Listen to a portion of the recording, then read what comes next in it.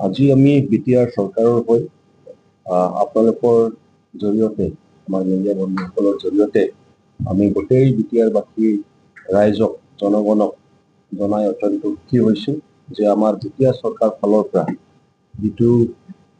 Bodofa UN ব্ৰহ্ম super 50 mission যিটো আৰম্ভ কৰা হৈছিল আমি সকলোৱে অৱগত, কিন্তু এইবাৰ আমি এইখন যিটো ছুপাৰ 50 মিছন বুলি নামাকৰণ দিছিলোঁ, এই নামাকৰণটো এতিয়া ছুপাৰ 50 মিছন ছুপাৰ 50 প্লাছ হৈ গ'ল, বডফা UN ব্ৰহ্ম ছুপাৰ 50 প্লাছ। তো সেই প্লাছটো কিহৰ কাৰণে হ'ল সেইখিনি কথা অকণমান গোটেই ৰাইজক আমি অৱগত কৰিব খুজিছোঁ। যিহেতু BTR চৰকাৰ ফালৰ পৰা আমি প্ৰায় 26খন জাতি জনগোষ্ঠীৰ বিভিন্ন সম্প্ৰদায়ৰ কাৰণে ভিজন ডকুমেণ্ট যিহেতু আমি ৰেডি কৰিছোঁ, প্ৰস্তুত কৰিছোঁ, আৰু ভিজন ডকুমেণ্টটো লঞ্চ হোৱাৰ পিছত তৈয়াৰ হোৱাৰ পিছত আমি গম পালোঁ যে প্ৰায় প্ৰত্যেকখন জাতি জনগোষ্ঠীয়ে এই আমাৰ যিটো বডফা UN ব্ৰহ্ম ছুপাৰ 50 মিছনক লৈ তেখেতসকলৰ এটা আপত্তি আছিলে, এটা ৰিকুৱেষ্ট আছিলে যে বহুত সময়ত তেখেতসকলৰ কমিউনিটিৰ পৰা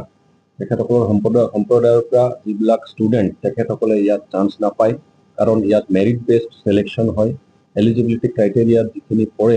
পঢ়াৰ পিছতে যিটো মানে এটা এণ্ট্ৰেঞ্চ এক্সাম হয় বা ইণ্টাৰভিউ হয়, তাতে আমি টপ 50 জনকহে 50 জনকহে আমি চিলেকশ্যন কৰোঁ, আৰু তাতে কেতিয়াবা বিভিন্ন জাতি জনগোষ্ঠীৰ মানে কেণ্ডিডেটসকলে আনৰিপ্ৰেজেণ্টেড হৈ থাকি যায় বা তেখেতসকলে চিলেকশ্যন নাপায়, মেৰিট বেছড হিচাপত তেখেতসকলে চিলেকশ্যন নাপায়।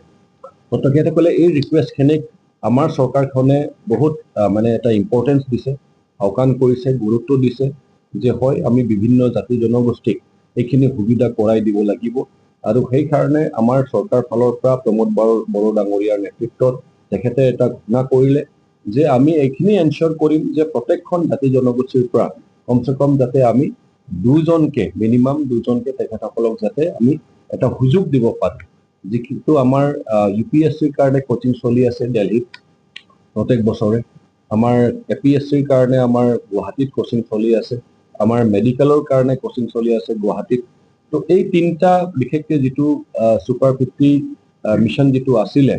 সেইখনত আমি এডিশ্যনেলি আকৌ প্ৰত্যেকখন জাতি জনগোষ্ঠীক ৰিপ্ৰেজেণ্ট কৰাকৈ আমি এটা সুবিধা কৰাই দিলোঁ। যদি কোনোবাই টপ 50 যিটো লিষ্টত এলিজিবিলিটি ক্ৰাইটেৰিয়া হিচাপে তেখেতসকলে যদি চিলেকশ্যনটো পাই যায় কোনোবা জাতি জনগোষ্ঠীয়ে, তেতিয়াহ'লে বাকী বঞ্চিত জনগোষ্ঠীৰ ফালৰ পৰা আকৌ দুজনকে বাছনি কৰা হ'ব, প্ৰভাইডেড তেখেতসকলে এইখনত যাতে যদি তেখেতসকলে এপ্লিকেশ্যন তেখেতসকলে ছাবমিট কৰিছে, এপ্লাই কৰিছে, আৰু এপ্লাই কৰাৰ পিছত অকল সেইটোৱেই নহয়, যিটো এলিজিবিলিটি ক্ৰাইটেৰিয়া আছে সেই এলিজিবিলিটি ক্ৰাইটেৰিয়াটো যদি তেখেতসকলে ফুলফিল কৰিছে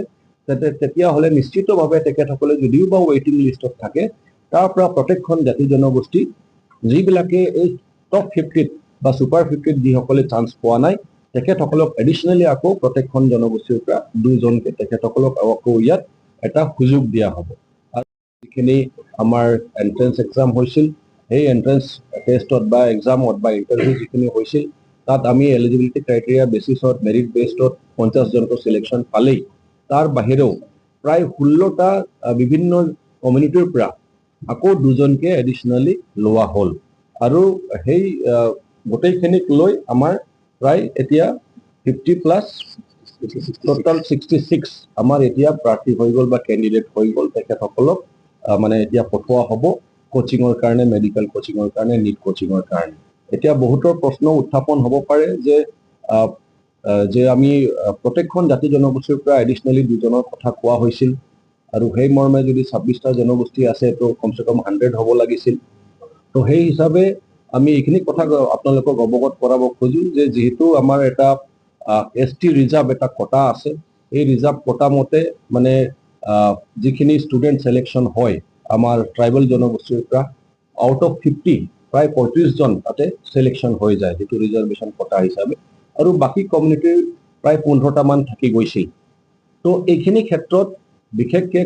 আপোনালোকক অৱগত কৰাব খুজিছোঁ যে সেইখনত যিহেতু সকলো জাতি জনগোষ্ঠী একমডেট কৰিব পৰা ক্ষমতা নাছিল, সেইকাৰণে যিহেতু ভিজন ডকুমেণ্টত যিখিনি আমি ডিমাণ্ড বা দাবী আমি পাইছিলোঁ যে আমাৰ জাতি জনগোষ্ঠীৰ পৰাও তাতে চান্স পাব লাগে, আৰু সেই মৰ্মে যিহেতু বঢ়াই দিয়া হ'ল, এতিয়া যিকেইটা কমিউনিটিয়ে সেই টপ 50ত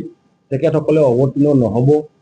তেখেতসকলে তাতে যদি স্থান নাপায়, সেইবিলাক আনৰিপ্ৰেজেণ্টেড জনগোষ্ঠীকেই বা সেইবিলাক প্ৰাৰ্থীকেই বাছনি কৰা হ'ব ৱেইটিং লিষ্টৰ পৰা। কমিউনিটি ৱাইজ আমি ৱেইটিং লিষ্ট এটা বনাই দিছিলোঁ, তাৰ পৰা তেখেতসকলক দুজনকে বাছনি কৰা হ'ব। আৰু সেই মৰ্মে এই টপ 50ত অলৰেডি যিহেতু বিভিন্ন জনগোষ্ঠীয়ে তেখেতসকলে অলৰেডি চিলেকশ্যন পাইছিলে, তো বাকী যিসকলে এপ্লাই কৰিছিলে, যিবিলাক জনগোষ্ঠীৰ পৰা ইয়াত এপ্লিকেশ্যন ছাবমিট কৰিছিলে, যিসকলে এলিজিবিলিটি ক্ৰাইটেৰিয়া ফুলফিল কৰিছে, তো তেখেতসকলক এডিশ্যনেলি আকৌ আমি 16 জন ওলাই গ'ল।